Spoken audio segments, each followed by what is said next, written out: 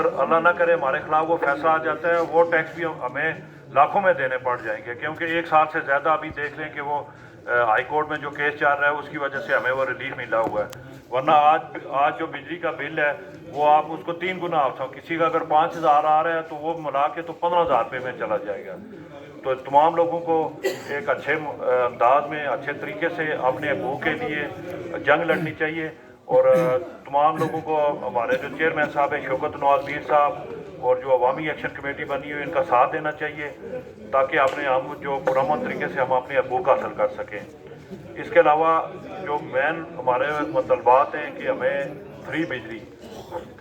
بجلی ہمارا حق ہے، کیونکہ ہمارا خطہ ہے کشمیر، آزاد کشمیر جو یہ بجلی پیدا کر رہا ہے یہ انٹرنیشنل لا ہے۔ سب سے پہلے